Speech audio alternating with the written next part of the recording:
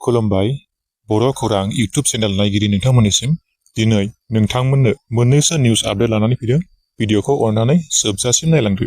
दिनैनि खौराङाव दङ बिपिएफ दोलोनि बारग' एमसिएलए बिथां जय मुसाहारिया बिपिएफ नागारनानै इउपिपिएलआव दाखालि बावैसो जयेन जाहैखांनायनि उनाव आरोबाव फिन खनसेबाव बारग' मन्त्रि चन्दन ब्रह्म बिपिएफ दोलोनि सानै बारग' एमसिएलए आरो साब्रै बारग' एमएलएफोराबो इउपिपिएल हानजायाव थाबैनो बे साननैसोनि उनावनो जयेन जाफैगोन होननानै इएम राकेश ब्रह्म बिथाङा बुंथिनानै होदों। थारैनो बिपिएफ राजखान्थि हानजायाव मा सोलिगासिनो, सोरबाया टिकेट लानो गावजों गाव बखिलायनाय आरो बारग' बिबानगिरिफोराबो दोलो नागारना गुबुन दोलोआव हाबफैनाय, थारैनो बिपिएफ राजखान्थि हानजायाव आन्दोआव गावजों गाव गोरोबलायै सोमजिदों नामा?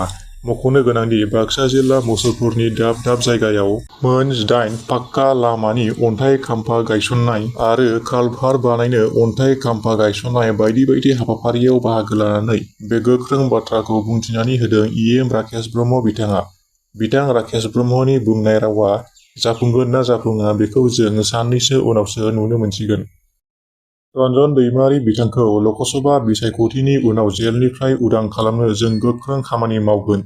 बे खोथाखौ बुंथिदों बिटिआरनि गाहाय खुंगिरि प्रमद बर' बिथाङा।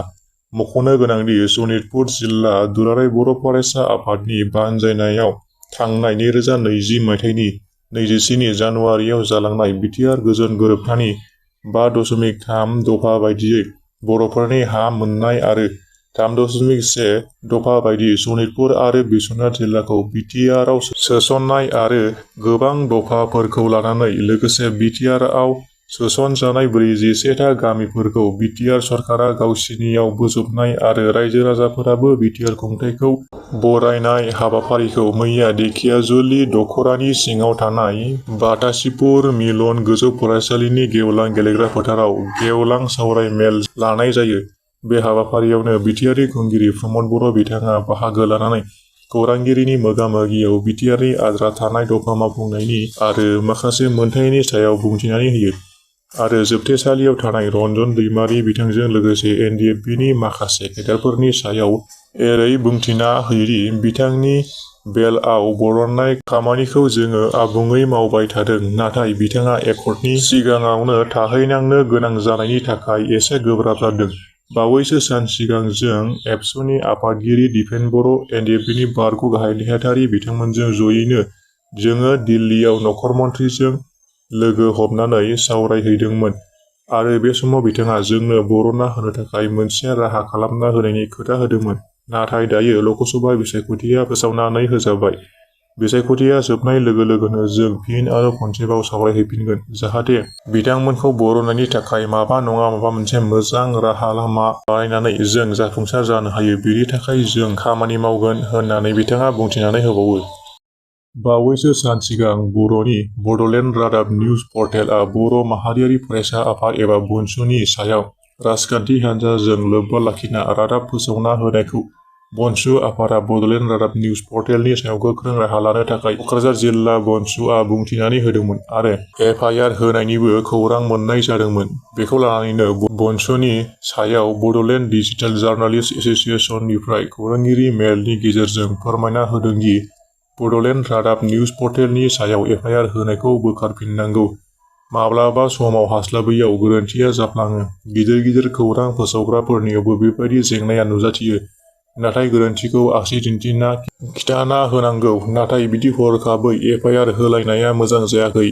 बनसुनिफ्राय बुंनाय बाथ्राफोरखौ बोखांना लायाब्ला बड'लेण्ड जार्नालिस्ट एस'सिएशननि सिङाव थानाय मोन 15 खौरां बिजोंफोरा बनसुनिफ्राय खौरां फोसावनायनिफ्राय जानगाराव थागोन होनना बिथांमोना बुंथिनानै होयो। ल'कसभा बिसायख'थिनि उनाव बिटिसिआव 3rd ग्रेड आरो 4th ग्रेड साख्रिनि थाखाय फोसावथाय होबावगोन। बे खोथाखौ बुंथिदों बिटिसिनि सिएसबिनि गाहाय मासिगिरि दीपक कुमार बसुमतारिया। सिएसबि दाफुंनायनि उनावनो बिटिसिआव हाग्रा बिफानाव 414 साख्रिनि थाखाय फोसावथाय होबाय आरो ल'कसभा बिसायख'थिया जोबनानै थांब्ला 3rd ग्रेड आरो 4th ग्रेड साख्रिनि थाखाय फोसावथाय होगोन।